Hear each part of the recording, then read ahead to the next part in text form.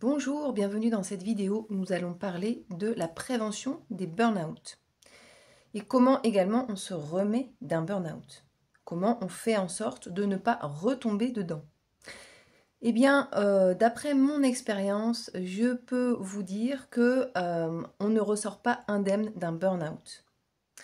Et qu'une fois qu'on l'a vécu, eh bien, on sait que en fait, on aurait pu repérer les signes avant-coureurs.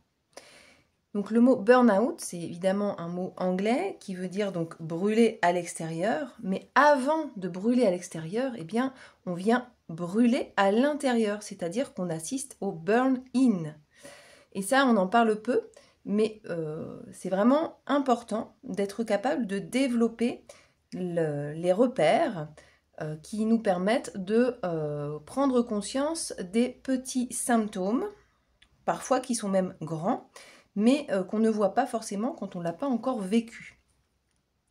Donc quels sont ces symptômes? Eh bien évidemment, on va parler d'épuisement physique, d'épuisement émotionnel, de situations que ça peut être dans le travail ou dans la vie privée, où on est arrivé à un certain seuil de supporter des choses qui sont peut-être de l'ordre de l'insupportable, ou bien simplement des situations répétitives pour lesquelles on n'a pas du tout de porte de sortie de secours, on va dire.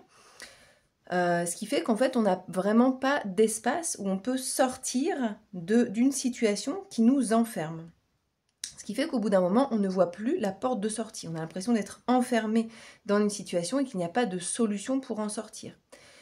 On parle aussi de bore-out, donc ça peut être aussi un sentiment de lassitude, de s'ennuyer dans une situation, ça peut être dans une relation, dans une situation de vie, dans le travail également.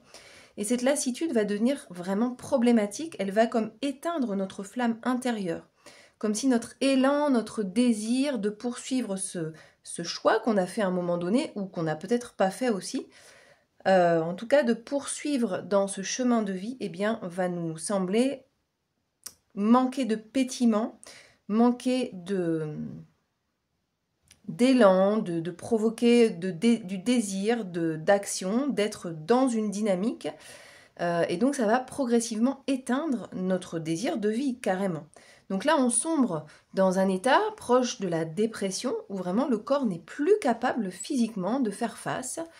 Donc parfois on assiste donc à des personnes qui n'arrivent pas à se lever le matin, ou alors qui n'arrivent pas à franchir le pas d'aller au travail, ou d'aller dans un lieu particulièrement, ou d'aller auprès d'une personne en particulier. Donc c'est vraiment un ras-le-bol, un état de saturation qui fait qu'on ne supporte plus cette situation-là. Et donc le corps en fait réagit. C'est vraiment les émotions qui viennent bloquer le corps, avec un surplus émotionnel, un surplus de choses qu'on a dû supporter, où on a dû se dire plusieurs fois, oh là là, je suis épuisée, j'en peux plus, cette situation n'est pas supportable, ou alors je t'ai demandé des choses mais rien n'a changé. Donc voilà, on est dans des situations où vraiment on nous a manqué de respect, on est rentré quelque part dans notre territoire énergétique, on va dire, notre territoire, sans y mettre le respect, sans y mettre les formes, et qu'à un moment donné, on ne s'est pas senti donc respecté dans notre espace, dans nos besoins vitaux. Et parfois, nos besoins vitaux se révèlent à travers les burn-out. Burn-out, c'est ce moment donc où ce qui brûlait à l'intérieur vient être visible à l'extérieur. Donc là, on ne peut plus se lever, on ne peut plus aller travailler, on ne peut plus faire face à telle situation, c'est visible. On est absent, on doit se justifier. Donc on ne peut plus faire l'impasse, on ne peut plus être dans le déni. Il faut faire face au problème. Et quand on regarde les choses en face, évidemment, ça demande un changement. Et le burn-out, c'est vraiment le moment où le corps ne suit plus, on se rend compte. En fait, il fallait arriver dans cet état extrême pour vraiment voir, se rendre compte que c'était vraiment pas acceptable pour nous et qu'il fallait changer. Donc, quand on l'a vécu une fois, normalement, on arrive à se dire, ok, donc là, je sens se pointer les mêmes signaux. Épuisement physique, épuisement moral. Je n'arrive pas à récupérer. Cette situation vraiment ne me satisfait pas. Elle me provoque de l'ennui, elle éteint ma flamme, elle éteint mon énergie vitale, et je sens que mes besoins essentiels du moment ne sont pas respectés.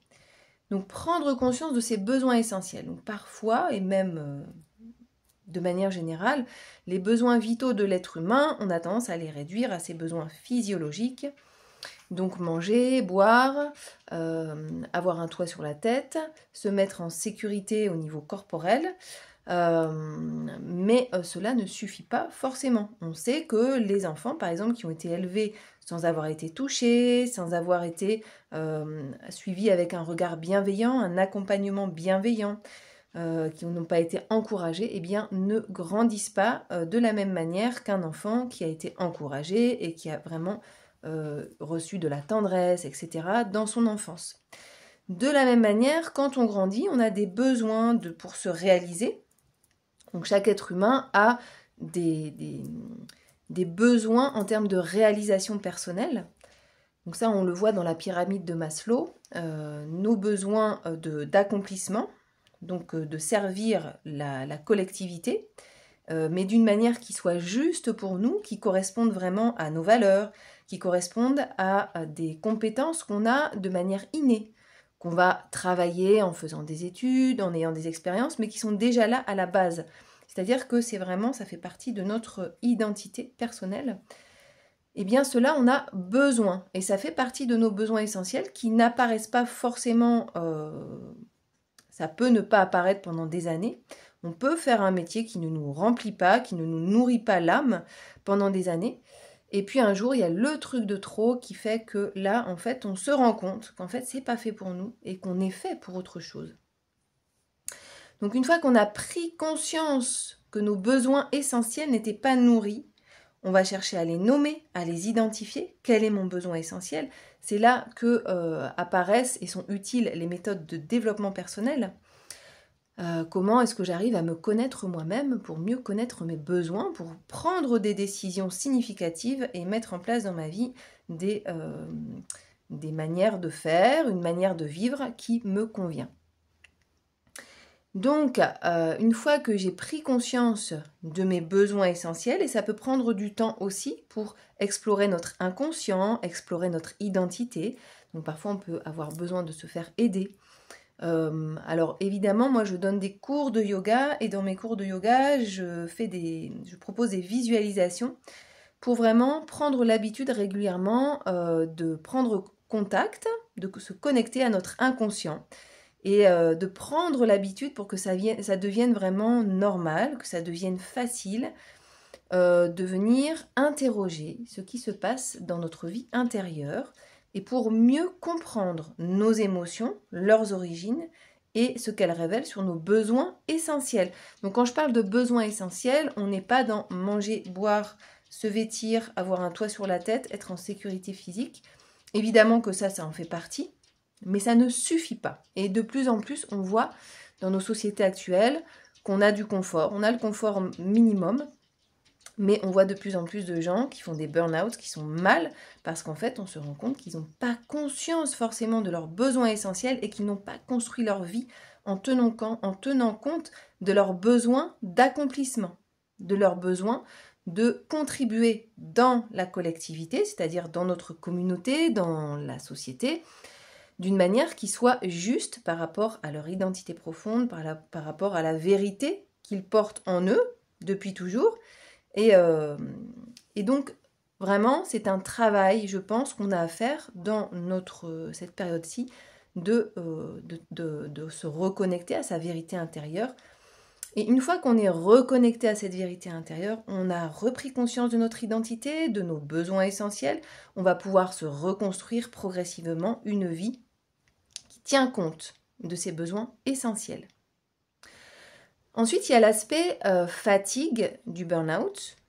Donc, comment est-ce qu'on fait pour reprendre confiance en soi? Comment est-ce qu'on fait pour sortir de ces états d'épuisement? Eh bien, il existe des pratiques très simples, accessibles à tous, mais extrêmement puissantes, qui vont venir nourrir vos énergies profondes. Excusez-moi, j'ai mon chat qui m'embêtait. Elle va venir faire un petit coucou. Soria. Elle est perturbée. Donc, il existe des exercices, notamment en yoga. Évidemment, je peux vous parler du yoga, parce que les autres, je les connais moins bien, même s'il doit certainement en exister d'autres. Mais on a une image du yoga de posture inaccessible, uniquement pour les gens très souples, ou uniquement pour les gens qui sont très en forme. On a aussi une image du yoga très spirituelle, uniquement réservée à un certain type de personnes qui évoluent dans une certaine collectivité, communauté. Et en fait, aujourd'hui, on voit apparaître par nécessité, parce que de plus en plus de gens ont besoin d'aller vers des pratiques de ressourcement, parce que la vie va trop vite, parce qu'on oublie notre vérité intérieure. La rapidité, les codes actuels nous éloignent de notre vérité, de notre centre. Donc de plus en plus, des gens vont, alors qui ne correspondent visiblement pas forcément au code du monde du yoga, comme on pourrait l'entendre à la base, mais qui vont vers ces pratiques-là par besoin, par nécessité. Et moi, je contribue, à travers mon type de pratique, la manière dont je dispense mes cours de yoga, à rendre le yoga accessible à tous, à ceux qui en ont besoin, et sans se limiter à des jugements de style, de vêtements, de vocabulaire qu'on emploie, de croyances spirituelles. De toute façon, pour moi, le yoga nous apporte beaucoup d'outils. Il a aussi un aspect spirituel. Et on peut très bien l'aborder en disant, voilà, dans la philosophie du yoga, on pense que, on estime que, mais est-ce que c'est ma vérité? Je ne vais pas forcément embrasser, accueillir toutes les dimensions du yoga, forcément. J'ai mon libre arbitre. Par contre, ce qui me convient dans le yoga, le côté ressourcement, le côté je viens chercher des pratiques de respiration, des mouvements qui vont réveiller les énergies de mon corps, qui vont permettre à mes cellules de s'oxygéner, donc à mon mental, à mon moral de se redresser, et également aux énergies de mon corps de se renforcer, de devenir plus fort, de pouvoir lutter contre la fatigue, de pouvoir également réinitialiser, reprogrammer mon système nerveux, parce que vraiment il s'agit de ça, eh bien on va pouvoir travailler là-dessus. Voilà. Donc, comment est-ce qu'on fait pour prévenir et pour ne plus retomber dans les burn-out, si on en a déjà connu? Eh bien, moi, j'ai envie de vous dire, développer la conscience de soi, d'une manière ou d'une autre. Prendre conscience de l'importance de nos besoins essentiels. Pour ça, il faut les connaître. Donc, parfois, il y a peut-être un travail à faire là-dessus. Des fois, on les connaît depuis toujours, mais on n'ose pas. On n'a pas encore trouvé le chemin. Donc, il y a un travail à faire là-dessus. Et ensuite, c'est vraiment intégrer dans son quotidien une attention à soi avec des petites pratiques qui nous conviennent. Ça peut être 5-10 minutes par jour. Prendre un temps pour observer comment je me ressens. Parce qu'on a vite fait de laisser filer des états qui s'enchaînent, où on accumule la fatigue et on se retrouve après dans un état d'épuisement qui est difficile à rattraper. Donc pour prendre vraiment les choses à temps avant qu'elles ne s'accumulent, qu'elles ne deviennent graves, hein, moi j'ai quand même déjà rencontré des gens qui leur surrénal ne produisait plus du tout de cortisol. Et c'est vrai qu'on propose très rarement aux gens de venir tester leur taux de cortisol et de leur proposer aussi des solutions pour remonter leur taux de cortisol. Parfois, il arrive que les surrénales soient totalement épuisées, qu'elles ne soient plus. À un moment donné, elles ont peut-être trop produit de cortisol. Donc, on a été dans le stress, on a été dans le rouge pendant trop longtemps, ce qui fait qu'à un moment donné, elles se sont épuisées et ça s'est renversé et elles ne produisent plus, ou presque plus, ou pas assez en tout cas. Et là, c'est sûr qu'on ne peut pas, sans cortisol, on ne se réveille pas le matin, on ne se lève pas le matin. On peut se réveiller, mais on ne se lève pas le matin. Donc, tout ça, ce sont vraiment des signaux à repérer et à prendre à la racine. Prendre vraiment à la racine. Et pour ça, c'est aussi se connaître et se dire à quel moment est-ce que je me mens à moi-même dans les situations, qu'est-ce que j'accepte, qu'est-ce que j'accepte pas. Et donc pouvoir mettre des limites. Parce qu'il s'agit vraiment de ça. Prévenir un burn-out, pour moi, c'est vraiment réussir à mettre ses limites par rapport aux demandes, même parfois implicites, du monde extérieur. des codes qu'on s'impose parfois aussi, parce qu'à un moment donné, on les accepte, ces codes, ces manières de vivre qui sont parfois un peu à 100 à l'heure, où on valorise beaucoup l'action à tout va, la quantité par rapport à la qualité. Donc c'est à un moment donné s'arrêter et se dire ok, c'est quoi mes choix de vie? Est-ce que j'accepte ça? Est-ce que je refuse? J'ai le droit, mais j'ai le droit de refuser. Et quand on a vu à un moment donné qu'il s'agissait vraiment que c'était quelque chose de vital pour nous, parce qu'à un moment donné notre énergie vitale ne suit plus, elle ne se régénère plus, eh bien on sait que il faut écouter cette voix intérieure qui nous dit ça va à l'encontre de mes valeurs, ça ne fonctionne plus pour moi, ça a peut-être fonctionné un temps, mais ça ne fonctionne plus. Je dis non, je dis stop.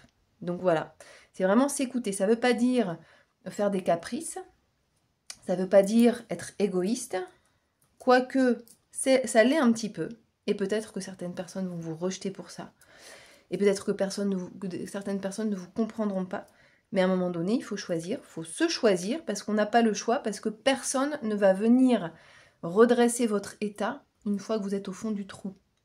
Et ça, c'est vraiment l'avoir en tête, et se dire, qu'est-ce que je suis capable de donner? Parce que donner, ça fait partie de l'équilibre de l'être humain aussi. Et à quel moment je ne peux plus. Et voilà. Et donc c'est vraiment propre à chacun. C'est propre aussi à chaque jour, à chaque moment de la journée, à chaque moment de vos cycles, parce qu'on a on a des cycles. Hein.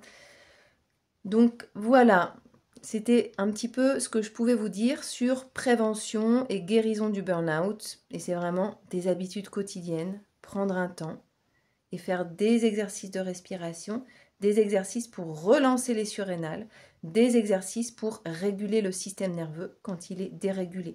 Pour ça, il faut se faire diagnostiquer et demander à quelqu'un qui pourra, en fonction de vos symptômes, évaluer votre état et vous proposer des cures d'oligo-éléments, de plantes, des exercices précis de yoga thérapeutique à faire en fonction de votre état.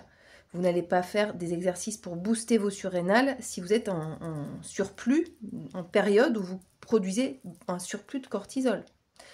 Et quelque chose qu'on dit rarement, c'est que bien souvent, il y a des dérèglements endocriniens, notamment de la thyroïde, qui sont initiés par un dérèglement des surrénales. Donc à un moment donné, les surrénales fonctionnent mal, trop ou pas assez, et cela va dérégler la thyroïde, l'hypophyse, puisque c'est notre hypophyse qui envoie les messages de production du cortisol à nos surrénales, mais également production d'hormones thyroïdiennes à la thyroïde, et ça fonctionne également avec les ovaires chez les femmes.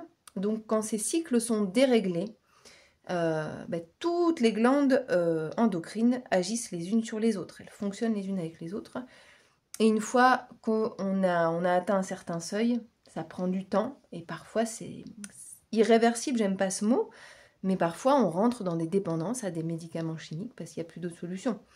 Donc la prévention, c'est également venir prendre le problème à sa racine pour éviter d'avoir à rentrer dans des dépendances qui sont malheureuses, parce que les médicaments chimiques ont souvent des effets secondaires. Et parfois on n'a pas le choix. Pour protéger le corps, on n'a pas le choix. Donc voilà, venir vraiment en amont, travailler tout ça en amont, ça va vous permettre de ne pas rentrer dans des dynamiques malheureuses, dans des cycles vicieux. Et voilà, et donc de garder un équilibre correct. Même si la vie, ça n'est jamais une ligne droite, ça n'existe pas. Et l'être humain ne peut pas évoluer s'il n'a pas des hauts et des bas. On ne peut pas connaître la joie si on n'a pas connu des émotions négatives comme la colère, la peur, la tristesse. Tout ça, ça fait partie de l'être humain, de la vie de l'être humain. Et ça fait partie aussi de nos phases d'évolution.